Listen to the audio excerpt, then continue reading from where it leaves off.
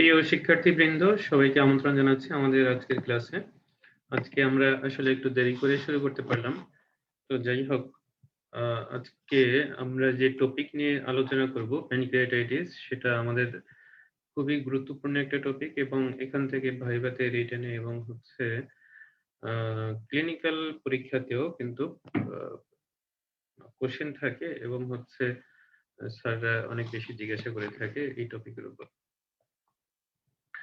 তো প্যানক্রিয়াটাইটিস এটা মিন করে হচ্ছে ইনফ্লামেশন অফ দ্য প্যানক্রিয়াস এবং প্যানক্রিয়াস বলতে হচ্ছে প্যানক্রিয়াটিক প্যারেনকাইমা। প্যারেনকাইমাতে যদি ইনফ্লামেশন হয় সেটাকে আমরা প্যানক্রিয়াটাইটিস বলে থাকি। এটার ফর্মটা আসলে দুইটা ফর্মে হয়, একটা হচ্ছে একিউট আর একটা হচ্ছে ক্রনিক। আমরা জানি যে একিউট এবং ক্রনিক এটার প্রেজেন্টেশনে একটু ডিফারেন্স আছে। যদি সিভিয়ার সাডেন অনসেট হয় কোনো প্যানক্রিয়াটাইটিসের যে অ্যাটাকটা হয় সেটা, তাহলে সেটাকে আমরা একিউট প্যানক্রিয়াটাইটিস বলে থাকি। এবং acute pancreatitis presents as an emergency. এটা খুবই সিভিয়ার একটা সার্জিক্যাল ইমার্জেন্সি। বেশিরভাগ সময় হচ্ছে মেডিকেল ম্যানেজমেন্ট এটা কভার করে, বাট সার্জিক্যাল পেশেন্ট গুলোই হচ্ছে প্যানক্রিয়াটাইটিসের প্রবলেম নিয়ে বেশি প্রেজেন্ট করে। সো এটা একটা সার্জিক্যাল এবং মেডিকেল দুই ধরনের ইমার্জেন্সি বলতে পারি আমরা। আর হচ্ছে ক্রনিক প্যানক্রিয়াটাইটিস, এটা প্রলংড এবং ফ্রিকোয়েন্টলি লাইফ লং ডিজঅর্ডার একটা প্যাথোলজি এবং এটা ডেভেলপ করে হচ্ছে ফাইব্রোসিস উইদিন দ্য প্যানক্রিয়াসের জন্য।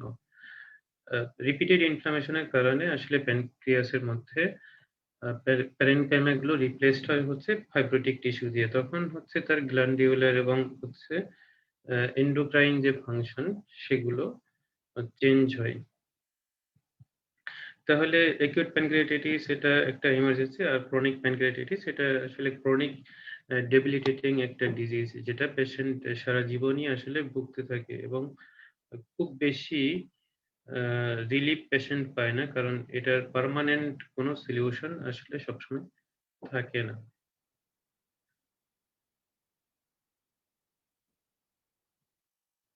আসলে বলা যেতে পারে যে একিউট এবং ক্রনিক প্যানক্রিয়াটাইটিস এটা পরপর হতে থাকে। যেমন হচ্ছে যখন একটা পেশেন্টের প্যানক্রিয়াটাইটিস হয় তখন মাঝে মাঝেই কিন্তু তার একটা একিউট অ্যাটাক হয় এবং সেটা আল্টিমেটলি একটা ক্রনিক ফর্ম নেয় এবং দেখা যায় যে মাঝে মাঝেই পেশেন্ট গুলো হচ্ছে ক্রনিক প্যানক্রিয়াটাইটিস এর পেশেন্ট গুলো একিউট এক্সাজারবেশন নিয়ে প্রেজেন্ট করে এবং এটাকে বলা হতে পারে যে একিউট অন ক্রনিক প্যানক্রিয়াটাইটিস। এটা আলাদা একটা টার্ম এবং এটা প্যানক্রিয়াটাইটিস এর পেশেন্ট গুলো মাঝে মাঝে এরকম ফিল করে থাকে। তাহলে একই ডিজিজ প্রসেস এটা মাঝে মাঝে সাপ্রেসড থাকে এবং মাঝে মাঝে একটা একিউট এক্সাজারবেশন নিয়ে প্রেজেন্ট করে। এইজন্য এটাকে বলা হচ্ছে the same process of different phases. তাহলে একিউট প্যানক্রিয়াটাইটিস আমরা ডিফাইন করতে পারি যে an acute condition presenting with abdominal pain নিয়ে প্রেজেন্ট করবে। তারপর হচ্ছে এই পেশেন্টের ক্ষেত্রে threefold or greater rise of serum levels of pancreatic enzymes like amylase or lipase। তাহলে অ্যামাইলেজ এবং লাইপেজ এটা ৩ গুণ বাড়বে। আর হচ্ছে কন্ট্রাস্ট সিটি অ্যাবডোমেনে characteristic findings of pancreatic inflammation এগুলো পাওয়া যাবে। তাহলে ইমেজিং এর চেঞ্জ পাওয়া যাবে। দ্যাট মিন্স হচ্ছে সিটি স্ক্যানে আমরা দেখতে পাবো যে প্যানক্রিয়াটিক ইনফ্লামেটরি যে চেঞ্জ গুলো আছে সেগুলো আছে। তারপর হচ্ছে প্যানক্রিয়াটিক যে এনজাইম সেগুলো চেঞ্জ হবে, যেমন অ্যামাইলেজ অথবা লাইপেজ এটা 3 অর গ্রেটার থ্রিফোল্ড অথবা গ্রেটার রাইজ হবে।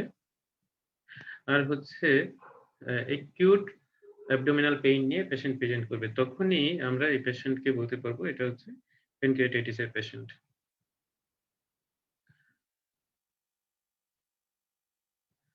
এটা সাধারণত দেখা যায় যে এটার একটা মেকানিজম আছে এবং একিউট প্যানক্রিয়াটাইটিস এর মেকানিজম এটাতে প্রিম্যাচিউর অ্যাক্টিভেশন হবে প্যানক্রিয়াটিক এনজাইমের। প্যানক্রিয়াটিক এনজাইমের মধ্যে আমরা জানি যে এটা কার্বোহাইড্রেট, প্রোটিন এবং ফ্যাট ৩ ধরনের ম্যাটেরিয়ালকেই আসলে ডাইজেশন এবং অ্যাবজর্পশনের জন্য আসলে এনজাইম গুলো থাকে। কিন্তু এগুলো প্যানক্রিয়াটিক ডাক্টের মধ্যে বা প্যারেনকাইমার মধ্যে অ্যাক্টিভেটেড হয় না। অ্যাক্টিভেটেড হলে দেখা যাবে যে প্যানক্রিয়াটিক টিস্যু নিজেরাই হচ্ছে ডাইজেস্টেড হয়ে যাবে। কিন্তু যখন প্যানক্রিয়াটাইটিস হবে বা হচ্ছে তখন কিন্তু এই এনজাইম যেগুলি সেই এনজাইমগুলি প্রিম্যাচিউর অ্যাক্টিভেশন যেটা হচ্ছে ডিউওডেনামের মধ্যে এসে অ্যাক্টিভেটেড হওয়ার কথা ছিল, সেটা প্যানক্রিয়াটিক ডাক্টের মধ্যেই অ্যাক্টিভেটেড হয়ে যাবে এবং অটো ডাইজেশন শুরু হবে এবং প্যানক্রিয়াটিক টিস্যুগুলো ডিস্ট্রাকশন হতে শুরু করবে তখন। এই জন্যই হচ্ছে প্যানক্রিয়াটাইটিস ডেভেলপ করতেছে। কিছু ফ্যাক্টর আসলে প্যানক্রিয়াটাইটিসকে ট্রিগার করে। মানে প্যানক্রিয়াটাইটিসের যে অ্যাটাক হবে এটাকে আসলে অ্যাটাকটাকে বাড়ায়। সেই ফ্যাক্টর গুলো হচ্ছে যেকোনো ফ্যাক্টর, যেকোনো ইনজুরি যেটা এসিনার সেলকে আসলে প্যানক্রিয়াটিক যে এসিনার বা গ্ল্যান্ডিউলার সেল সেগুলোকে ইনজুরি করবে। দেন হচ্ছে সেক্রেশন অফ দ্য জাইমোজেন গ্রানিউলস। এই জাইমোজেন গ্রানিউলস এগুলো যখন সেক্রেশন ইম্পেয়ার্ড হবে, জাইমোজেন গ্রানিউলস গুলোর মধ্যে কিন্তু প্যানক্রিয়াটিক এনজাইম থাকে ইনঅ্যাক্টিভেটেড ফর্মে। সেগুলো যদি ইনঅ্যাপ্রোপ্রিয়েট সেক্রেশন হয় ডিউওডেনামের মধ্যে তখন কিন্তু প্যানক্রিয়াটাইটিস এর অ্যাটাক হতে পারে। তারপর হচ্ছে ডাক্ট এপিথেলিয়াম যেগুলো আছে সেগুলো যদি ড্যামেজ হয় আর আলটিমেটলি হচ্ছে এনজাইমেটিক সেক্রেশন যেগুলো সেগুলো যদি ডিলেইড সেক্রেশন হয় তাহলে ডিলেইড এনজাইমেটিক সেক্রেশন, তারপর হচ্ছে ডাক্ট এপিথেলিয়াম ড্যামেজ, দেন হচ্ছে impairment of the zymogen granule secretion, আর হচ্ছে প্যানক্রিয়াটিক এসিনার সেল ইনজুরি। এই সবগুলো কিন্তু কনজিকিউটিভলি ঘটতে থাকে এবং একটার ফলে আরেকটার ফলে আরেকটা এভাবে ঘটতে থাকে। তাহলে এগুলোই হচ্ছে প্রিসিপিটেটিং ফ্যাক্টর। যেকোনো ফ্যাক্টর যেগুলো আসলে প্যানক্রিয়াটিক এসিনার সেলকে ইনজুরি করবে সেটাই আলটিমেটলি প্যানক্রিয়াটাইটিস ডেভেলপ করবে। যখনই হচ্ছে সেল ইনজুরি ইনিশিয়েটেড হয় তারপর হচ্ছে আলটিমেটলি প্যানক্রিয়াটিক প্যারেনকাইমায় ইডিমা ডেভেলপ করবে। ইডিমার পরে হচ্ছে হেমোরেইজ হবে, পেরিপ্যানক্রিয়াটিক হেমোরেইজ হবে এবং আলটিমেটলি এখানে ভাস্কুলার সাপ্লাই যেটা ছিল সেটা লস হয়ে প্যানক্রিয়াটিক নেক্রোসিস হবে। তাহলে ইডিমা, পেরিপ্যানক্রিয়াটিক ইডিমা হবে বা প্যারেনকাইমাল ইডিমা হবে, দেন হচ্ছে হিমোরেজ হবে, দেন হচ্ছে আলটিমেটলি নেক্রোসিস হবে। এখানে যে ইনফ্লামেশনটা হয়, যে কোনো ধরনের ইনফ্লামেশনেই দেখা যায় যে অনেকগুলো ইনফ্লামেটরি মেডিয়েটর রিলিজ হয় এবং আলটিমেটলি সেই মেডিয়েটর গুলো যখন সার্কুলেশনে বা ব্লাডের মধ্যে মিক্সড হবে তখন কিন্তু সিস্টেমিক কমপ্লিকেশন গুলো ডেভেলপ করতে থাকবে। আগের যে মেকানিজমটা সেই মেকানিজমের জন্য কিন্তু লোকাল যে প্যাথোলজি সেটা ডেভেলপ করবে, কিন্তু পরবর্তীতে ইনফ্লামেটরি মেডিয়েটর গুলো আসলে রিলিজ হওয়ার ফলে সিস্টেমিক কমপ্লিকেশন গুলো ডেভেলপ করতে থাকবে এবং এই সিস্টেমিক কমপ্লিকেশন গুলোর জন্য হচ্ছে হিমোডাইনামিক ইনস্টেবিলিটি, দ্যাট মিন্স হচ্ছে হাইপোটেনশন এন্ড শক এটা হবে। দেন হচ্ছে গাট ফ্লোরা যেগুলো ছিল সেগুলো ট্রান্সলোকেশন হয়ে ব্যাকটেরিমিয়া ডেভেলপ করবে গাট অর্গানিজম গুলো থেকে, আলটিমেটলি ব্যাকটেরিয়ামিয়া ডেভেলপ করবে। দেন হচ্ছে সিভিয়ার অ্যাটাকে যখন ইনফ্লামেশন হবে তখন acute respiratory distress syndrome develop করবে, আলটিমেটলি প্লুরাল ইফিউশন হবে এখান থেকে।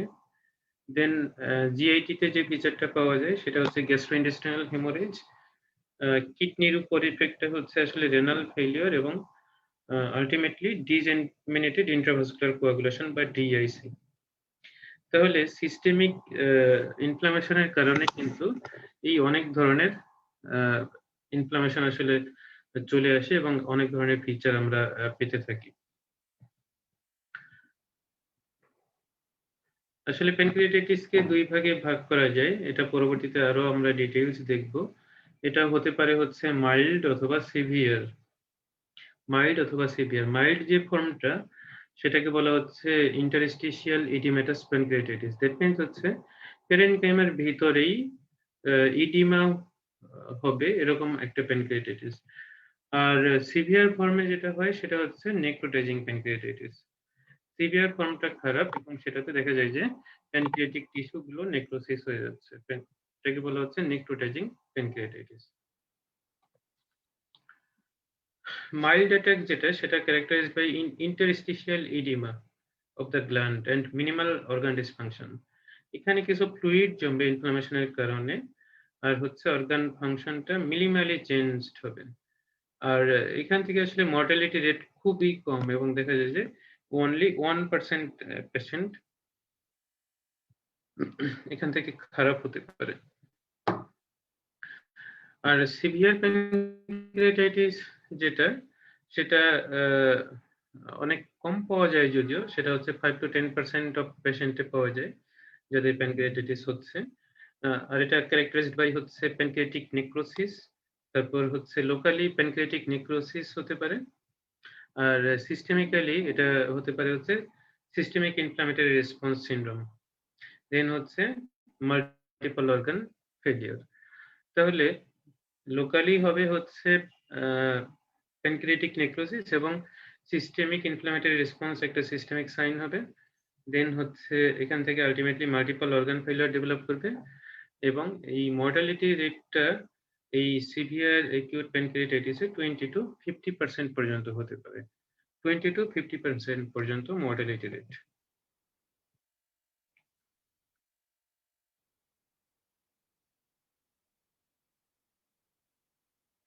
অ্যাকিউট প্যানক্রিয়াটাইটিস আবার আসলে দুইটা ফেজে ভাগ করা হয়। যেমন হচ্ছে আর্লি ফেজ, যেটা আসলে প্রথম যে সপ্তাহ after initiation of the attack, attack শুরু হওয়ার পর প্রথম সপ্তাহটা হচ্ছে আর্লি ফেজ। আর্লি ফেজে যেটা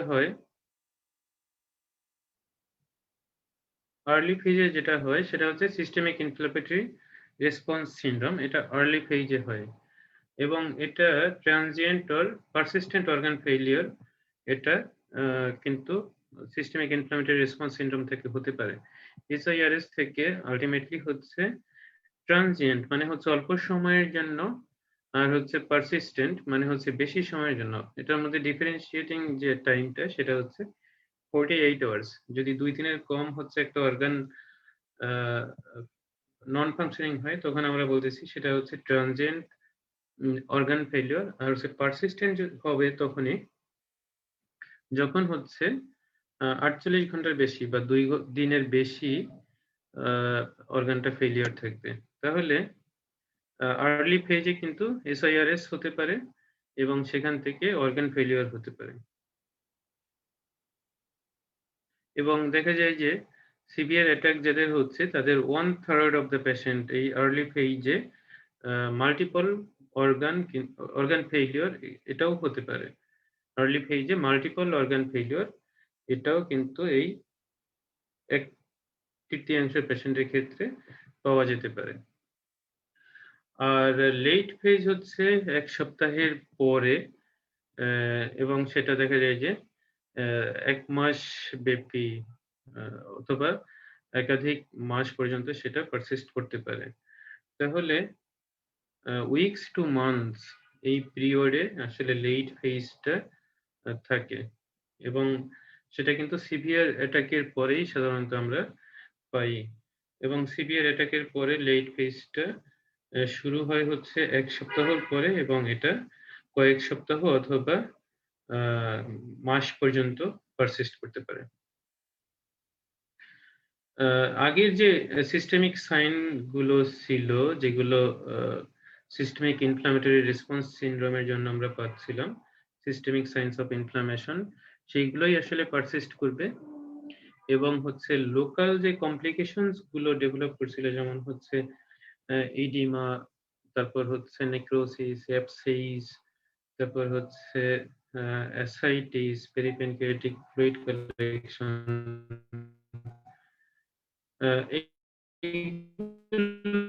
কিন্তু আলটিমেটলি ডেভেলপ এবং হচ্ছে পেরিপ্যানক্রিয়াটিক অ্যাবসেস এই এই যে ফিচার গুলো এগুলো কিন্তু থাকবে। তাহলে সিস্টেমিক সাইন গুলো পারসিস্ট করবে এবং লোকাল কমপ্লিকেশন গুলো পারসিস্ট করতে থাকবে। এবং ডেথ যেটা হয় সিভিয়ার অ্যাটাকের পরে, সেটা সাধারণত ১ সপ্তাহ পরে হয়, আফটার দ্য ফার্স্ট উইক, মানে 2nd উইক, 3rd উইকে এই সময়টাতে হতে পারে। এবং এই পেশেন্ট গুলো দেখা যায় যে এই যে সেপটিক কমপ্লিকেশন, ইনফেকশন যেটা হচ্ছে, যেমন হচ্ছে প্যানক্রিয়াটিক সেপসিস, পেরিপ্যানক্রিয়াটিক সেপসিস এবং ultimately systemic inflammatory response syndrome এবং মাল্টিপল অর্গান ফেইলিউর। এই কারণেই কিন্তু ১ সপ্তাহের পরে পেশেন্টের ডেথ গুলো হয়ে থাকে। আর ক্রনিক প্যানক্রিয়াটাইটিস এটা কিন্তু এটা একটা কন্টিনিউয়াস ইনফ্ল্যামেটরি ডিজিজ, মানে এটা চলতেই থাকে। এটা যে ফিচার গুলো থাকে, যেমন হচ্ছে ইরিভার্সিবল কিছু মরফোলজিক্যাল চেঞ্জ আমরা পাই। এবং এখানে যে চেঞ্জ গুলো হয়, যে প্যারেনকাইমাল টিস্যু এবং হচ্ছে islets of Langerhans, that means হচ্ছে এন্ডোক্রাইন এবং এক্সোক্রাইন বোথ গ্ল্যান্ডিউলার কম্পোনেন্ট, এখানে আসলে লস হয় রিপিটেড ইনফ্লামেশনের কারণে এবং সেটা ফাইব্রাস টিস্যু দিয়ে চেঞ্জ হয়। এবং এটাতে আল্টিমেটলি যে পেইনটা হয় সেটা হচ্ছে ক্রনিক পেইন এবং পার্মানেন্ট লস অফ ফাংশন হয়। তাহলে ক্রনিক পেইন ক্রনিক ইনফ্লামেশনের কারণে হচ্ছে এবং glandular tissue replaced by fibrous tissue এবং সেটার কারণে পার্মানেন্ট লস অফ ফাংশন হচ্ছে।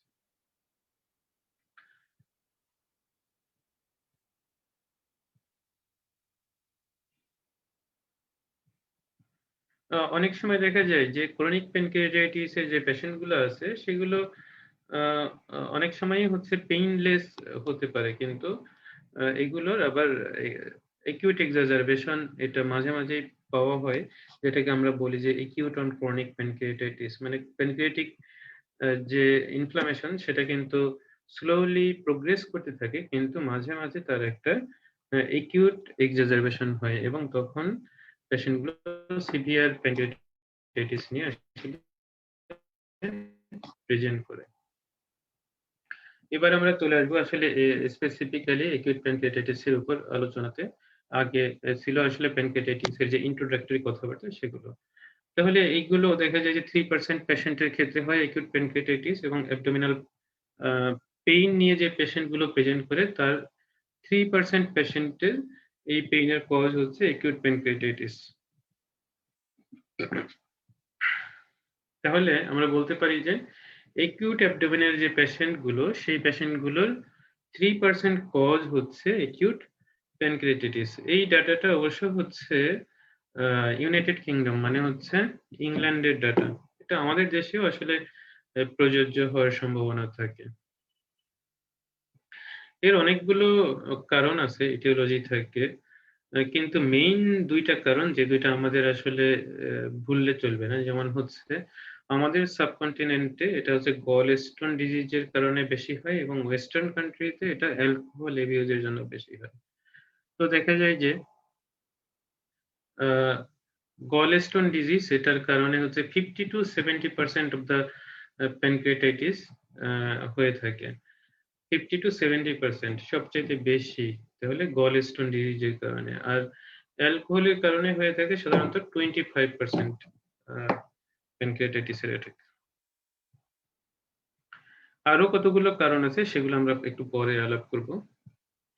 তো গলস্টোন প্যানক্রিয়াটাইটিস আসলে এটা হয় যখন একটা গলস্টোন গল ব্লাডার থেকে সিস্টিক ডাক্ট দিয়ে, বাইল ডাক্ট দিয়ে কমন একটা প্যাসেজ যেটা থাকে এম্পুল অফ ভ্যাটারের ওখানে, গলস্টোন সেই কমন প্যাসেজ দিয়ে যখন পাস করে তখন কিন্তু প্যানক্রিয়াটিক ডাক্টকে সে ইরিটেট করে। তো প্যানক্রিয়াটিক ডাক্টে যখন ইরিটেশন এবং ইনফ্লামেশন হয় তখন প্যানক্রিয়াটাইটিসের সম্ভাবনাটা বাড়ে।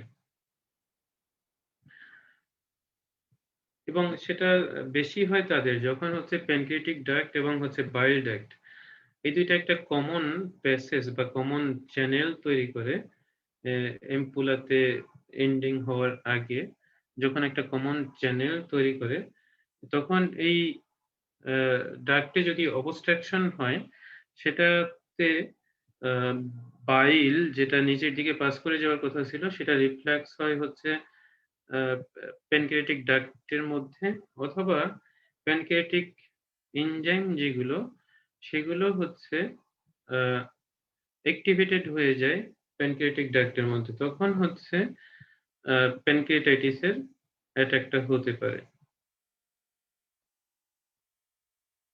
তো সব স্টোন কিন্তু আসলে গল ব্লাডার থেকে নিচের দিকে পাস করবে না। তো যে সমস্ত স্টোন গুলো ছোট এবং যেগুলো গল ব্লাডারের সিস্টিক ডাক্ট হচ্ছে একটু ওয়াইড তাহলে ছোট স্টোন গল ব্লাডারের মধ্যে থাকলে পরে এবং সেই পেশেন্ট গুলোর ডাক্ট যদি একটু ওয়াইড হয় তখন কিন্তু সেই স্টোন গুলো নিচের দিকে পাস করার সম্ভাবনা বেশি এবং সেটা আলটিমেটলি হচ্ছে এমপুলাতে এসে যদি আটকায় যায় অবস্ট্রাক্ট করে তখন কিন্তু প্যানক্রিয়াটাইটিস এর অ্যাটাক হওয়ার সম্ভাবনাটা বেশি। অ্যালকোহলের কারণে যে প্যানক্রিয়াটাইটিসটা হয় সেটার আসলে কতগুলো মেকানিজম আছে সেগুলো আসলে ইফেক্ট অফ দ্য ডায়েটের কারণে হতে পারে, ম্যালনিউট্রিশনের কারণে হতে পারে অ্যালকোহলিক পেশেন্টের। তারপর হচ্ছে অ্যালকোহল নিজেই আসলে টক্সিসিটি তৈরি করে। অ্যালকোহলিক পেশেন্ট আবার অনেক সময় হচ্ছে স্মোকার হয়, তাদের ক্ষেত্রে এই অ্যাটাকটা বেশি হয়। এই পেশেন্ট গুলোর secretion, hyper secretion of the pancreatic enzymes এগুলো হয় এবং এটার কারণে বেশি হয়। তারপর হচ্ছে ডাক্ট অবস্ট্রাকশন এবং রিফ্লাক্স হতে পারে এবং এই পেশেন্ট গুলোর হাইপারলিপিডেমিয়া থাকে। তাহলে অ্যালকোহল নিজেও করে এবং অ্যালকোহলের সাথে কিছু অ্যাসোসিয়েটেড ফ্যাক্টর থাকে যেগুলো অ্যালকোহলিক প্যানক্রিয়াটাইটিস এর জন্য রেসপন্সিবল। এখানে আমরা সেই ফ্যাক্টর গুলো দেখলাম। তাহলে অ্যালকোহল এবং গলস্টোন এই দুইটা কজ ছাড়া আরো ইম্পর্টেন্ট কতগুলো কজ আছে এবং দেখা যায় যে কিছু কিছু প্যানক্রিয়াটাইটিস এর কজ জানা যায় না যেগুলোকে বলা হয় হচ্ছে ইডিওপ্যাথিক। কিন্তু ইডিওপ্যাথিক যে প্যানক্রিয়াটাইটিস গুলো হয় তার পেছনেও আসলে সার্চ করলে পরে কিছু কজ খুঁজে পাওয়া যায়। তবে ইআরসিপি এটা একটা কমন কজ, এটা আমাদের জানতে হবে যে আসলে ইআরসিপি আমরা সবসময় করি না কেন। কারণ ইআরসিপি একটা ইনভেসিভ প্রসিজার এবং ইআরসিপির কারণে কিন্তু দেখা যায় যে 1 থেকে 3% পেশেন্ট এর প্যানক্রিয়াটাইটিস ডেভেলপ করতে পারে। তাহলে ইআরসিপির পরে কিন্তু একটা গ্রিভিয়াস কমপ্লিকেশন সেটা হচ্ছে প্যানক্রিয়াটাইটিস। সো ইআরসিপি সব ধরনের পেশেন্টকে আমরা এই জন্য অ্যাডভাইস করি না। যাদের শুধুমাত্র ডায়াগনস্টিক নেসেসিটি আছে তাদের ক্ষেত্রে আমরা এমআরসিপি করে থাকি এবং যাদের ক্ষেত্রে আসলে ইন্টারভেনশনের প্রয়োজন হয় তাদের ক্ষেত্রে ইআরসিপি করে। সো ইআরসিপিতে আসলে এখানে যে এম্পুলা অফ ভ্যাটার থাকে সেই এম্পুলা অফ ভ্যাটারে যখন পেপিলোটমি করা হয় মেজর ডিউডেনাল পেপুলাতে পেপিলোটমি করা হয় তখন আর হচ্ছে ডাক্ট ডিসরাপশন হয় যখন ক্যানুলেশন করা হয় প্যানক্রিয়াটিক ডাক্টের মধ্যে তখন ডাক্ট ডিসরাপশন করা হতে পারে এবং তখন কিন্তু এনজাইম এক্সট্রাভাসেশন হতে পারে। তখন এই পেশেন্ট গুলোতে প্যানক্রিয়াটাইটিস ডেভেলপ করতে পারে।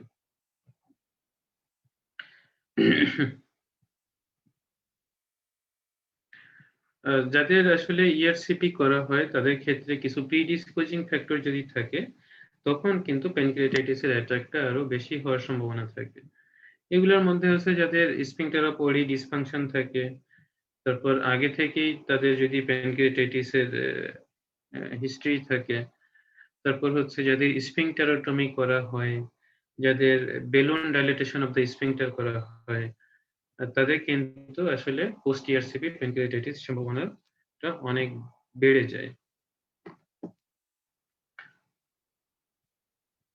আর কিছু কিছু পেশেন্টের আসলে হেরিডিটারি প্যানক্রিয়াটাইটিস হয় এবং এটা একটা ফ্যামিলিয়াল কন্ডিশন আর এটা একটা জেনেটিক মিউটেশনের কারণে আসলে হয়ে থাকে এবং সেটাকে বলা হয় ক্যাটায়নিক ট্রিপসিনোজেন জিন। এই জিনের মিউটেশনের কারণে হেরিডিটারি প্যানক্রিয়াটাইটিসটা বেশি হয়।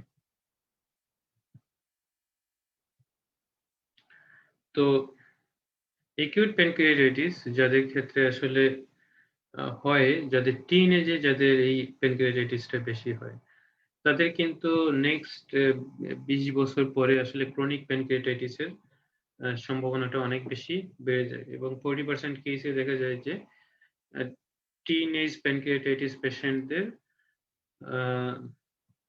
পরবর্তী স্টেপ হচ্ছে আসলে ক্রনিক প্যানক্রিয়াটাইটিস ডেভেলপ করে এবং যাদের এই ক্রনিক প্যানক্রিয়াটাইটিস ডেভেলপ করে তাদের দেখা যায় যে আলটিমেটলি 60-70 ইয়ার্স এর দিকে গিয়ে প্যানক্রিয়াটিক ক্যান্সারের ডেভেলপমেন্টের সম্ভাবনাটা অনেক বাড়ে। তো আসলে একিউট প্যানক্রিয়াটাইটিস এটার কনসিকুয়েন্সটা কিন্তু খুবই খারাপ। একিউট প্যানক্রিয়াটাইটিস এখান থেকে আলটিমেটলি হচ্ছে ক্রনিক প্যানক্রিয়াটাইটিস এবং ক্রনিক প্যানক্রিয়াটাইটিস থেকে প্যানক্রিয়াটিক কার্সিনোমার সম্ভাবনা থাকে। অনেক সময় এমফুলাতে যদি কোনো টিউমার হয়, আমরা জানি এমফুলার ওখানে টিউমার হলে পরে সেটা থেকে আসলে ওই এমফুলাটা অবস্ট্রাক্টেড হতে পারে এবং সেই অবস্ট্রাকশনের কারণে কিন্তু আলটিমেটলি প্যানক্রিয়াটাইটিস ডেভেলপ করতে পারে।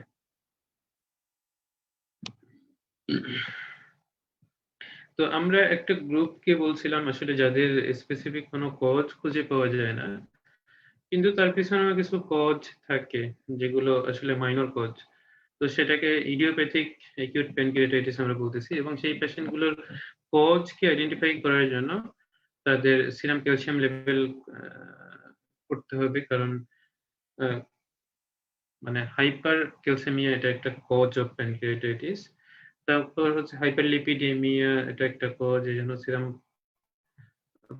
ফাস্টিং লিপিড প্রোফাইল করতে হবে। তারপর হচ্ছে কিছু অটোইমিউনো মার্কার করতে হবে যেটার কারণে অটোইমিউনো প্যানক্রিয়াটাইটিস ডেভেলপ করতে পারে। ভাইরাল কজ গুলোকে মানে এক্সক্লুড করার জন্য কিছু ভাইরাল মার্কারও করতে হবে বা ভাইরাল টাইটার করতে হবে। তখন আমরা কিন্তু যে ইডিওপ্যাথিক গ্রুপটাকে আইডেন্টিফাই করছিলাম সেই পেশেন্ট গুলোরও আমরা কজ গুলোকে আইডেন্টিফাই করতে পারবো। তাহলে এখানে আমরা দেখতে পাচ্ছি আসলে কিছু কজকে আমরা টেবুলেট করতে পারি।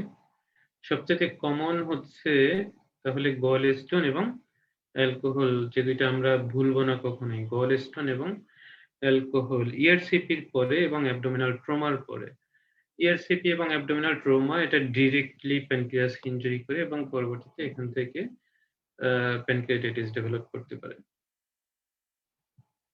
এরপর হচ্ছে বিলিয়ারি এবং আপার গ্যাস্ট্রোইন্টেস্টাইনাল অথবা কার্ডিওথোরাসিক সার্জারি। তাহলে আপার অ্যাবডোমিনাল কোনো সার্জারি যদি হয় তখনও কিন্তু প্যানক্রিয়াটিক ট্রমা হয়ে সেটা থেকে প্যানক্রিয়াটাইটিস ডেভেলপ করতে পারে। হেম্পুলারি টিউমার আমরা বলছিলাম যে এটা করতে পারে। তারপর হচ্ছে কিছু ড্রাগ যেমন হচ্ছে স্টেরয়েড, এজাথায়োপ্রাইম, তারপর হচ্ছে অ্যাসপারাজিনেজ, তারপর হচ্ছে ভ্যালপ্রোইক অ্যাসিড, থায়াজাইড, ইস্ট্রোজেন, এই সমস্ত ড্রাগ কিন্তু প্যানক্রিয়াটাইটিস ডেভেলপ করতে পারে। হাইপার প্যারাথাইরয়েডিজম, যেটাতে সেরাম ক্যালসিয়াম লেভেল বাড়ে, সেটাতে কিন্তু প্যানক্রিয়াটিক স্টোন থেকে প্যানক্রিয়াটাইটিস। হাইপার ক্যালসিমিয়াতেও একই ঘটনা, প্যানক্রিয়াটিক ক্যালসিফিকেশন থেকে প্যানক্রিয়াটাইটিস ডেভেলপ করতে পারে। প্যানক্রিয়াস ডিভিজম, এটা একটা যেখানে ডাক্টের অ্যানোমেলি থাকে এবং দেখা যায় যে মেজর এবং মাইনর ডিউটেনাল পেপিলা গুলো দেখা যায় যে মাইনর ডিউটেনাল পেপিলা এটা প্রমিনেন্ট হয়। তো এই সমস্ত ক্ষেত্রেও কিন্তু প্যানক্রিয়াটাইটিস এর সম্ভাবনাটা বাড়ে। অটোইমিউন প্যানক্রিয়াটাইটিস একটা কজ, হেরিডিটারি প্যানক্রিয়াটাইটিস এটাও একটা কজ। ভাইরাল ইনফেকশন আমরা মামস এর ক্ষেত্রে খুব বেশি পেয়ে থাকি প্যানক্রিয়াটাইটিস, মামস এবং কক্সাকি ভাইরাস, কক্সাকি বি ভাইরাস। ম্যালনিউট্রিশন একটা কজ, স্করপিয়ন বাইট এটার একটা কজ, যেটা আমাদের দেশে যদিও কমন না, স্করপিয়ন বাইট। আর হচ্ছে অনেক সময় কারণ খুঁজে পাওয়া যায় না, সেটাকে আমরা ইডিওপ্যাথিক বলতেছি। সো ইটিওলজি অফ প্যানক্রিয়াটাইটিস কে যদি আমরা সামারাইজ করি তাহলে আমাদের বলতে হয় যে আমাদের অবশ্যই একটা ইটিওলজি খুঁজে বের করতে হবে সবসময়। তারপর হচ্ছে ইনভেস্টিগেট করতে হবে ইডিওপ্যাথিক যেগুলো সেগুলোকে আসলে কজ খুঁজে বের করার জন্য ইনভেস্টিগেট করতে হবে। ইনভেস্টিগেট করলে দেখা যায় যে ইডিওপ্যাথিক যে গ্রুপটা ছিল সেটারও কিছু কারণ আমরা খুঁজে পাই। যখন অ্যাকিউট এপিসোড রিজলভ করে, অ্যাকিউট এপিসোড যখন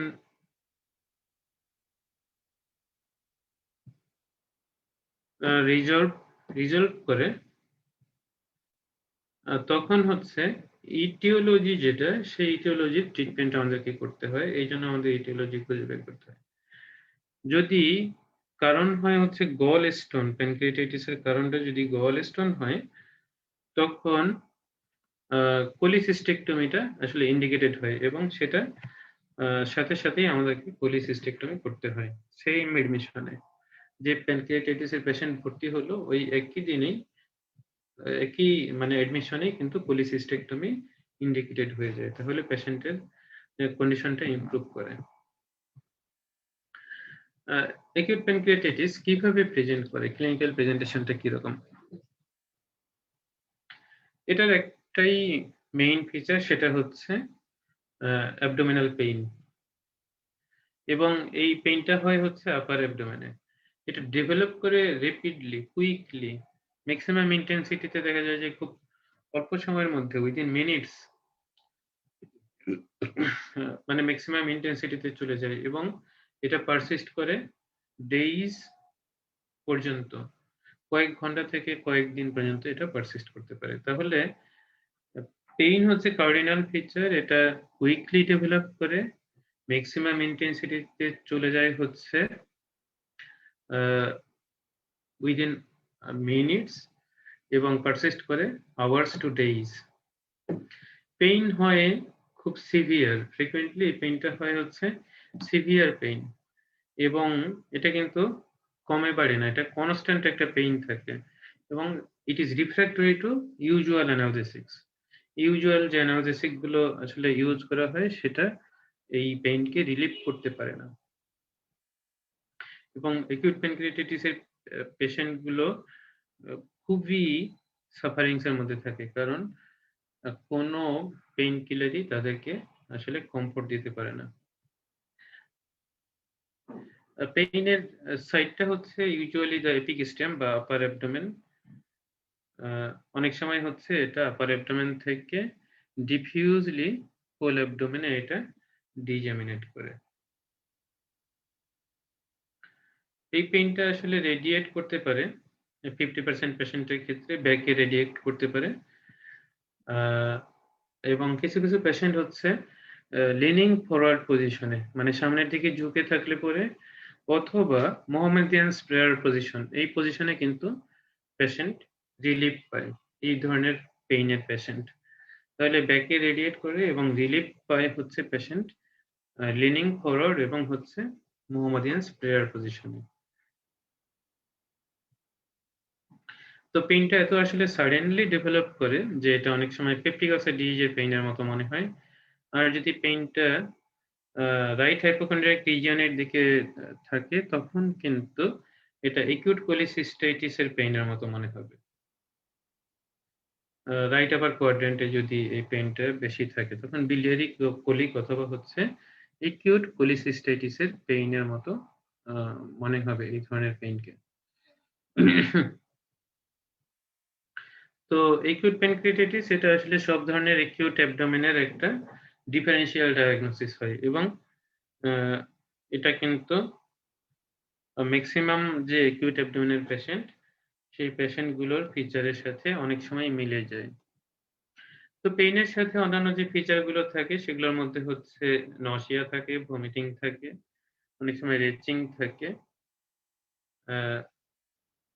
এই ফিচার গুলো থাকে। তাহলে নসিয়া, রেচিং এবং ভমিটিং। রেচিংটা হচ্ছে পারসিস্ট করতে থাকে, যদিও এনজি টিউব দিয়ে আসলে স্টোমাককে এমটি করা হয়, তারপরেও দেখা যায় যে রেচিংটা পারসিস্ট করতে থাকে। এই ধরনের পেশেন্টে অনেক সময় হিকআপ পাওয়া যায়।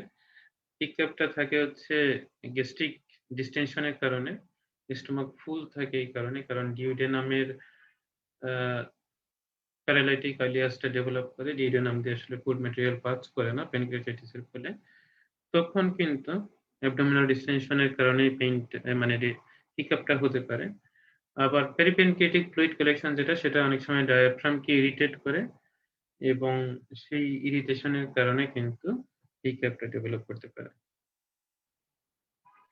এক্সামিনেশন করলে দেখা যায় যে পেশেন্টের ইনফ্লামেশনের যে সিস্টেমিক ইনফ্লামেশনের যে ফিচার সেটা কিন্তু থাকে। যেমন হচ্ছে টেকিপনিয়া, এটা কমন।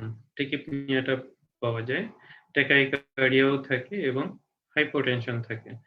তাহলে ট্যাকাইকার্ডিয়া, টেকিপনিয়া এবং হাইপোটেনশন এই ৩ ধরনের ফিচার ক্লিনিক্যাল এক্সামিনেশনে পাওয়া যায়। টেম্পারেচার সাধারণত নরমাল থাকে যখন সেপটিক কমপ্লিকেশন না হয় ততক্ষণ পর্যন্ত। আর যদি ইনফ্ল্যামেটরি কন্ডিশন যেমন হচ্ছে পেরিপ্যানক্রিয়াটিক ফ্লুইড কালেকশন, দেন হচ্ছে প্যানক্রিয়াটিক অ্যাবসেস, নেক্রোটাইজিং প্যানক্রিয়াটাইটিস, সেগুলো যখন হবে তখন কিন্তু টেম্পারেচারটা রাইজ করবে। এখানে আমরা আসলে সিস্টেমিক ইনফ্ল্যামেটরি রেসপন্স সিনড্রোমের ফিচার গুলো পাই, যেটাতে আমরা বলতে পারি যে যদি এই যে চারটা, যেমন tachycardia more than 90 beat per minute, তারপর হচ্ছে টেম্পারেচার যদি হাইপোথার্মিয়া অথবা হাইপারথার্মিয়া হয়, মানে 36 এর কম অথবা 38 এর বেশি যদি হয় সেটার ক্ষেত্রে, অথবা হচ্ছে টেকিপনিয়া যদি হয়, রেসপিরেটরি রেট যদি 20 এর বেশি হয় এবং সেই সাথে যদি partial pressure of carbon die অক্সাইডও আসলে কমে যায়, যেমন হচ্ছে 32 মিলিমিটার মার্কারি নিচে যদি হয়ে যায় তখন, অথবা হচ্ছে ডব্লিউবিসি কাউন্ট কমে গেলে বা বেড়ে গেলে 4000 এর চাইতে কম অথবা যদি 12,000 এর চাইতে বাড়ে, দ্যাট মিন্স হচ্ছে লিউকোসাইটোসিস অর লিউকোপেনিয়া। তাহলে লিউকোসাইটোসিস অর লিউকোপেনিয়া, টেকিপনিয়া, তারপর হচ্ছে হাইপোথার্মিয়া অর হাইপারথার্মিয়া, আর হচ্ছে ট্যাকাইকার্ডিয়া। তাহলে ২টা বাড়তি হবে, ট্যাকাইকার্ডিয়া, টেকিপনিয়া, আর হচ্ছে হাইপোথার্মিয়া অথবা হাইপারথার্মিয়া, অথবা হচ্ছে লিউকোসাইটোসিস অর লিউকোপেনিয়া। এই যে ফিচার গুলো, এগুলোর মধ্যে ২টা অথবা তার বেশি যদি আমরা আসলে পজিটিভ পাই, তখন কিন্তু সেটাকে আমরা বলতেছি সিস্টেমিক ইনফ্ল্যামেটরি রেসপন্স সিনড্রোম। অনেক সময় হচ্ছে পেশেন্টের একটুখানি জন্ডিস পাওয়া যায় যদি biliary অবস্ট্রাকশন থাকে, স্টোন দিয়ে কোলেস্টোন প্যানক্রিয়াটাইটিসে biliary অবস্ট্রাকশন থাকে। আর যদি তার সাথে সুইঙ্গিং পাইরেক্সিয়া থাকে, সুইঙ্গিং পাইরেক্সিয়া থাকলে পরে সেটাকে আমরা কোলাঞ্জাইটিস বলতেছি, কোলাঞ্জাইটিসের ফিচার। অনেক সময় এক্সামিনেশন করলে পরে ফাশাল প্লেনে ব্লিডিং যখন হয়, ইরিথ্রোপেরিটোনিয়াল ব্লিডিং, এবং ব্লুইশ ডিসকালারেশন হয়, তখন প্যানক্রিয়াটাইটিস ইরিথ্রোপেরিটোনিয়াল আসলে হিমোরেজ হয় এবং এনজাইম গুলো বা কালেকশন গুলো ফাশাল প্লেনে স্প্রেড করতে থাকে। তখন ফ্লাঙ্কে আসলে সাদা চামড়ার মানুষগুলোর পাওয়া যায় এই সাইনগুলো, ফ্লাঙ্কে ব্লুইশ ডিসকালারেশন থাকে, সেটাকে আমরা বলতেছি গ্রে টার্নার সাইন। আর অ্যারাউন্ড দ্য আম্বলিকাস যখন হয় সেটাকে আমরা বলছি কালেন্স সাইন।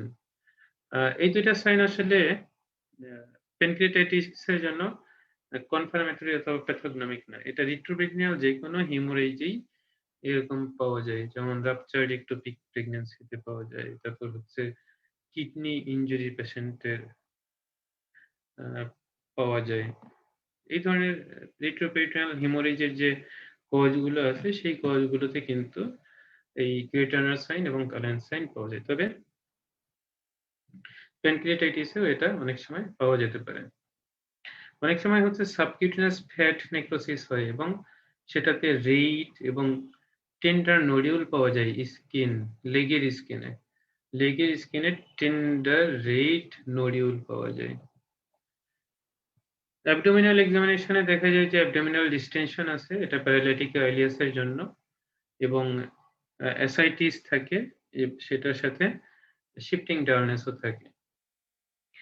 তাহলে শিফটিং ডালনেস এটা অ্যাসাইটিসের কারণে পাওয়া যায় এবং হচ্ছে অ্যাবডোমিনাল ডিস্টেনশন পাওয়া যায়, সেটা হচ্ছে প্যারালাইটিক আইলিয়াসের জন্য।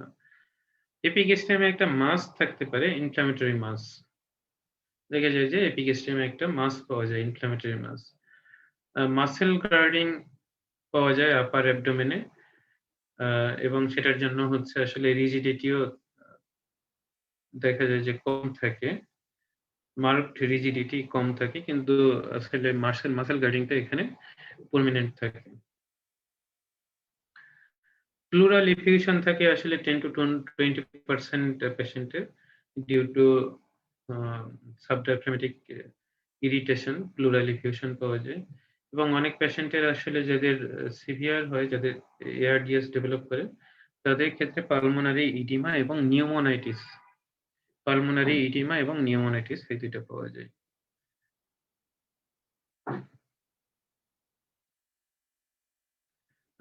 এই ধরনের পেশেন্টের আসলে ক্লিনিক্যাল প্রেজেন্টেশন এবং সিরাম অ্যামাইলেজ এই দুইটা দিয়েই আসলে আমরা ডায়াগনোসিস করতে পারি। তো সিরাম অ্যামাইলেজ দেখা যায় যে 3 অথবা তার চাইতে বেশি গুণ রাইজ করলে পরে আমরা এটাকে মানে প্যাথোগনমিক বলি। লাইপেজটাও স্পেসিফিক, কিন্তু এটা সব জায়গায় অ্যাভেলেবল না। তাহলে সিরাম লাইপেজটাও কিন্তু বেশি স্পেসিফিক এবং confirmatory serum lipase level. CT scan আমাদেরকে করতে হয় এবং সিটি স্ক্যান করলে পরে আমরা খুব ভালো বুঝতে পারি যে চেঞ্জ গুলো আছে সেই চেঞ্জ গুলো। তাহলে আমরা ইনভেস্টিগেশন করব কয়েকটা কারণে। সেই কারণগুলো হচ্ছে যে আমাদের ডায়াগনোসিস যে প্যানক্রিয়াটাইটিস, ক্লিনিক্যাল ডায়াগনোসিস প্যানক্রিয়াটাইটিস সেটা কারেক্ট কিনা। যদি কারেক্ট হয় তাহলে আসলে সেই সিভিয়ারিটি কেমন সেই অ্যাটাকের, আর হচ্ছে কজ অফ প্যানক্রিয়াটাইটিসটা কি। তাহলে কজটা কি, সিভিয়ারিটি অফ প্যানক্রিয়াটাইটিসটা কোন লেভেলে আছে এবং প্যানক্রিয়াটাইটিসের যে ডায়াগনোসিস সেটা কারেক্ট কিনা। সিভিয়ারিটি অ্যাসেস আমাদেরকে করতে হয় কারণ হচ্ছে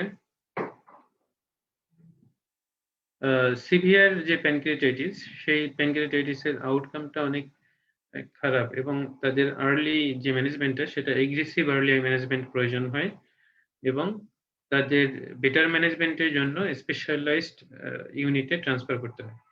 তাহলে মাইল্ড এবং সিভিয়ার এই দুটাকে আমাদের ডিফারেন্সিয়েট করতে হবে, কারণ সিভিয়ার যে পেশেন্ট গুলো সে পেশেন্ট স্পেশাল অ্যাটেনশন পাবে শুরু থেকে শেষ পর্যন্ত।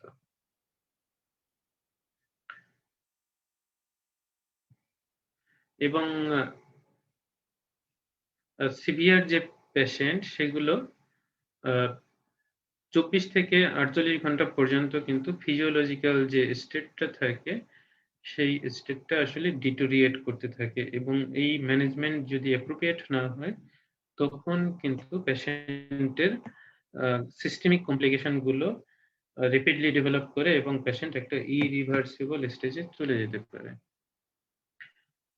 অনেকগুলো প্রগনোস্টিক মানে ক্রাইটেরিয়া বা প্রগনোস্টিক স্কোরিং আসলে প্যানক্রিয়াটাইটিসের ক্ষেত্রে প্রযোজ্য, যেমন হচ্ছে র্যানসন স্কোরিং এবং গ্লাসগো স্কোরিং। এগুলো অর্গান ফেলিয়ারকে আসলে প্রেডিক্ট করতে পারে, যেমন হচ্ছে কার্ডিয়াক, রেসপিরেটরি এবং রেনাল, এই 3 ধরনের অর্গান ফেলিয়ারকে আসলে এই স্কোরিং সিস্টেম গুলো ভালোভাবে প্রেডিক্ট করতে পারে। এবং সাধারণত এই স্কোরিং যে ক্রাইটেরিয়া এগুলো অ্যাসেস করা হয় 24 ঘন্টা, 48 ঘন্টা এবং 7 দিনে। তাহলে ভর্তির 24 ঘন্টার মধ্যে, 48 ঘন্টার মধ্যে এবং আফটার 7 ডেজ এই ক্রাইটেরিয়া গুলো অ্যাসেস করা হয়। তো গ্লাসগো এবং র্যানসন যে ক্রাইটেরিয়া আছে সেটা অ্যাকিউট প্যানক্রিয়াটাইটিস এর ক্ষেত্রে স্পেসিফিক্যালি অ্যাপ্রোপ্রিয়েট এবং সেখানে যদি স্কোর 3 হয়, 3 অথবা তার চেয়ে বেশি হয় 48 ঘন্টায়, তখন সেটাকে আমরা সিভিয়ার অ্যাটাক হিসেবে ডায়াগনোসিস করি। এবং র্যানসন ক্রাইটেরিয়াতে এটা আসলে আমেরিকান ক্রাইটেরিয়া। সেগুলোতে আমরা কি কি দেখি, সেটাই সাধারণত দেখা হয় যে এইজ বা বয়স যদি 55 বছরের বেশি হয় অন এডমিশনে, র্যানসন ক্রাইটেরিয়াতে আসলে দুই সময়ে অ্যাসেস করা হয়, on admission and within 48 hours. তাহলে অন অ্যাডমিশনে যদি আমরা দেখি যে এইজ 55 চাইতে বেশি, ডব্লিউবিসি কাউন্ট 16,000 এর চাইতে বেশি, ব্লাড গ্লুকোজ যদি আসলে 200 মিলিগ্রাম পার ডেসিলিটারের চাইতে বেশি হয়, তারপর ল্যাকটেড ডিহাইড্রোজেনেজ যদি 350 ইউনিট পার লিটারের চাইতে বেশি হয়, এবং এএসটি যদি 250 ইউনিট পার লিটারের চাইতে বেশি হয়, তাহলে এএসটি, ল্যাকটেড ডিহাইড্রোজেনেজ, দেন হচ্ছে ব্লাড গ্লুকোজ, ডব্লিউবিসি কাউন্ট এবং এইচ, এটা হচ্ছে অন অ্যাডমিশনে অ্যাসেস করা হয়। আর 48 ঘন্টার মধ্যে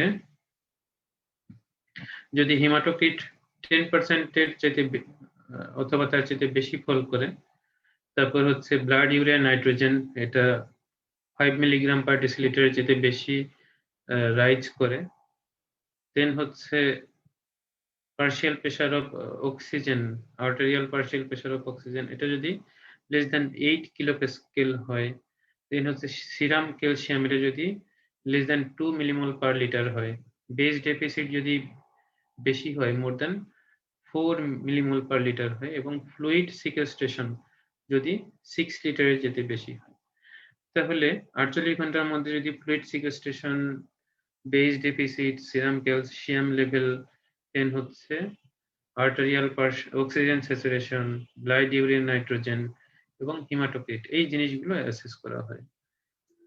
তাহলে এটার সবগুলো মিলিয়ে যদি 3টার চাইতে বেশি মানে পজিটিভ থাকে, তখন কিন্তু সেটাকে আমরা সিভিআর বলতেছি, তখন সেটাকে আমরা সিভিআর অ্যাকিউট প্যানক্রিয়াটাইটিস বলতেছি। আর গ্লাসগো স্কেল, এটা হচ্ছে ইংল্যান্ডের ক্রাইটেরিয়া, এটাও অনেকটা একই রকম, কিন্তু এটা শুধুমাত্র 48 ঘন্টা অ্যাসেস করা হয়। যেমন হচ্ছে বয়সটা যদি 55 যেতে বেশি, ডব্লিউবিসি কাউন্ট এখানে বেশি, ব্লাড গ্লুকোজ এখানে দেখানো হচ্ছে 10 মিলিমোলের চেয়ে বেশি, দেন হচ্ছে ল্যাকটেড ডিহাইড্রোজেনেজ, এটা যদি 600 ইউনিট পার লিটারের চেয়ে বেশি হয়, দেন হচ্ছে সিরাম ইউরিয়া, যেটা আগে আমরা আসলে দেখে নাই, সিরাম ইউরিয়া লেভেল, এটা যদি 16 মিলিমোল লিটারের চাইতে বেশি হয়, তারপর হচ্ছে অক্সিজেন স্যাচুরেশন আর্টেরিয়াল ব্লাডে, সেটা এখানে দেখানো আছে, সিরাম ক্যালসিয়াম লেভেলও এখানে আছে, এবং সিরাম অ্যালবুমিন লেভেল এখানে অ্যাড করা আছে, সেটা হচ্ছে যদি কম হয়, তাহলে serum albumin, calcium, arterial oxygen saturation, serum urea, lactate dehydrogenase, blood glucose, WBC count এবং এইজ অফ দ্য পেশেন্ট, এগুলো হচ্ছে ইন্ডিকেটর। তাহলে এইগুলোর উপর বেস করে স্কোরিং সিস্টেমটা করা হয়, এবং এই স্কোরিং যদি 3-এর চাইতে বেশি হয়, 3 অথবা তার চাইতে বেশি হয়, তখন কিন্তু সেটা সিভিয়ার অ্যাকিউট প্যানক্রিয়াটাইটিস বলা হয়ে থাকে।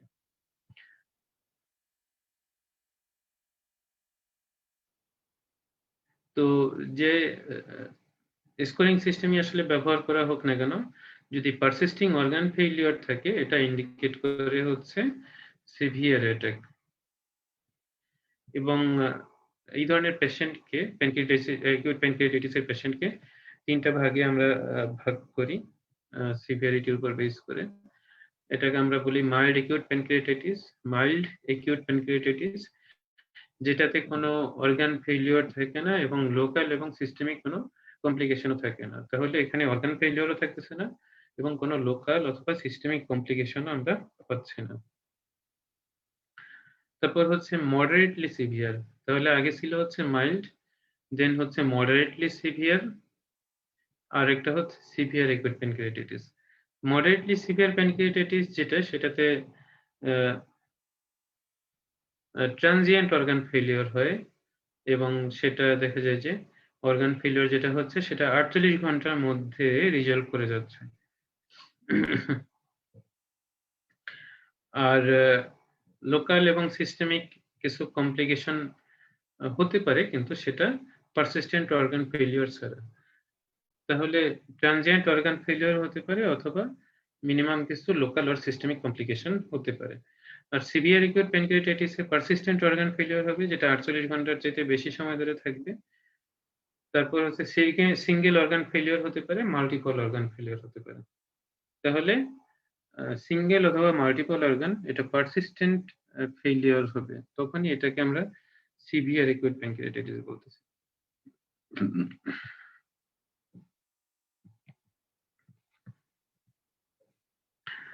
আর অ্যাকিউট প্যানক্রিয়াটাইটিস এর আসলে ডায়াগনোসিসের ক্ষেত্রে আমাদের ইমেজিং করতে হয়, এবং সেই ইমেজিং ইনভেস্টিগেশনে আমরা একেবারে সিম্পল যে ইমেজিং সেটা হচ্ছে রেডিওগ্রাফ, দ্যাট মিনস হচ্ছে এক্স-রে, সেটা চেস্ট এক্স-রে অথবা অ্যাবডোমিনাল এক্স-রে এটা আমরা করে থাকি। তো অ্যাবডোমিনাল এক্স-রেতে দেখা যায় যে প্যারালাইটিক আইলিয়াসের ফিচার পাওয়া যায়, এবং লোকাল আইলিয়াস যদি হয় সেটাকে আমরা সেন্টিনেল লুপ বলতেছি। একটা কনফাইন্ড লুপের মধ্যে গ্যাস যদি পাই সেটাকে সেন্টিনেল লুপ বলতেছি। অনেক সময় হচ্ছে কোলনের এক পাশে গ্যাস থাকে, অন্য পাশে গ্যাস থাকে না, এটাকে আমরা বলি যে কোলন কাট অফ সাইন। এবং renal halo sign perinephric fatty oedema হয়ে যেটা সাইনটা পাওয়া যায় সেটা হচ্ছে রেনাল হ্যালো, কিডনির চারপাশে একটা হ্যালো সাইন পাওয়া যায়। তাহলে renal halo sign, colon cut off sign এবং হচ্ছে সেন্টিনেল লুপ, এটা তিনটা কিন্তু এক্স-রে তে পাওয়া যায়, এবং এটা অ্যাকিউট প্যানক্রিয়াটাইটিস এর ফিচার। তারপর চেস্ট রেডিওগ্রাফে আমরা আসলে প্লুরাল ইফিউশন পাই, আর সিভিয়ার কেসে হচ্ছে এআরডিএস যাদের ক্ষেত্রে হয় তাদের ক্ষেত্রে হচ্ছে ইন্টারস্টিশিয়াল শ্যাডোয়িং, এলভিওলার ইন্টারস্টিশিয়াল শ্যাডোয়িং এটা পাওয়া যায়। আল্ট্রাসাউন্ড এটা যদিও ডায়াগনস্টিক না, কিন্তু আল্ট্রাসাউন্ডে আসলে সোলেন প্যানক্রিয়াস পাওয়া যায়। আর আল্ট্রাসাউন্ডের আর কিছু ফেসিলিটিস আছে, সেটা তাড়াতাড়ি করতে হয় 24 ঘন্টার মধ্যে। সেটা করলে পরে গলস্টোন ডিজিজ আমরা ডায়াগনোসিস করতে পারি। গলস্টোন ডিজিজ, অ্যাকিউট কোলিসিস্টাইটিস, আর হচ্ছে অন্য যদি কোনো ডিফারেনশিয়াল ডায়াগনোসিস থাকে সেগুলোকে আমরা এক্সক্লুড করতে পারি। তাহলে আল্ট্রাসাউন্ড যদিও এটা ডায়াগনস্টিক না, কিন্তু এটা 24 ঘন্টার মধ্যে যদি আমরা করি তাহলে কিন্তু গলস্টোন ডিজিজ এবং অ্যাকিউট কোলিসিস্টাইটিস এবং ডাইলেটেড সিভিটি এগুলো আমরা ডায়াগনোসিস করতে পারি। সিটি স্ক্যান সব পেশেন্টের জন্য ইন্ডিকেটেড না, কিন্তু যাদের ক্ষেত্রে মাইল্ড অ্যাটাক না, মানে হচ্ছে মডারেটলি সিভিয়ার অথবা সিভিয়ার প্যানক্রিয়াটাইটিস, তাদের ক্ষেত্রে কিন্তু সিটি স্ক্যান ইন্ডিকেটেড। তো সিটি স্ক্যান কোন কোন ক্ষেত্রে আমরা করি? যদি আমাদের ডায়াগনস্টিক আনসার্টেনিটি থাকে, আর যদি আমরা আসলে সিভিয়ার অ্যাকিউট প্যানক্রিয়াটাইটিস ধারণা করি, তো সেটা যদি ইন্টারস্টিশিয়াল সিভিয়ার অ্যাকিউট প্যানক্রিয়াটাইটিস নাকি নিক্রোটাইজিং প্যানক্রিয়াটাইটিস সেটা আমাদেরকে ডিফারেনশিয়েট করবে সিটি স্ক্যান। যদিও মানে ফার্স্ট 72 আওয়ার্সে সিটি স্ক্যান মানে নেক্রোসিসটা অ্যাসেস করতে পারে না। পেশেন্টের যদি অর্গান ফেলিওর থাকে এবং হচ্ছে ক্লিনিক্যাল ফাইল ডিটোরিয়েট করে, তারপর হচ্ছে যাদের লোকালাইজড কমপ্লিকেশন আসলে সাসপেক্ট করি আমরা, যেমন হচ্ছে ফ্লুইড কালেকশন অথবা সিউডোসিস্ট অথবা সিউডোএনিরিজম অথবা অ্যাবসেস, এগুলো সাসপেক্ট করি, তাদের ক্ষেত্রে সিটি স্ক্যান করব। তাহলে সিটি স্ক্যান কাদের ক্ষেত্রে করব? যাদের ক্ষেত্রে আসলে লোকাল কমপ্লিকেশন সাসপেক্টেড, যাদের অর্গান ফেলিওর অথবা প্রোগ্রেসিভ ডিটেরিয়েশন হয়, ক্লিনিক্যাল ডিটেরিয়েশন, আর হচ্ছে যাদের নিক্রোটাইজিং প্যানক্রিয়াটাইটিস সাসপেক্ট করি আমরা তাদের ক্ষেত্রে করব, আর হচ্ছে যখন ডায়াগনস্টিক আনসার্টেনিটি থাকে। তাহলে এগুলোই ছিল আসলে আমাদের up to the diagnosis of acute pancreatitis. এর পরবর্তীতে আমরা যে টপিকগুলো নিয়ে আলোচনা করব সেগুলো হচ্ছে ইনিশিয়াল ম্যানেজমেন্ট, দেন হচ্ছে complication and management of complication of acute pancreatitis. তাহলে আজকের ক্লাসটা আমাদের এ পর্যন্তই। আমরা আজকে আসলে প্যানক্রিয়াটাইটিস, এটা অ্যাকিউট প্যানক্রিয়াটাইটিস এর আপ টু দা ডায়াগনোসিস পর্যন্ত আলোচনা করলাম। পরবর্তী ক্লাসে আমরা আমাদের বাকি টপিকটা শেষ করব। তো সবাইকে শুভরাত্রি, অনেক রাত পর্যন্ত ধৈর্য ধরে আমাদের সাথে থাকার জন্য ধন্যবাদ সবাইকে।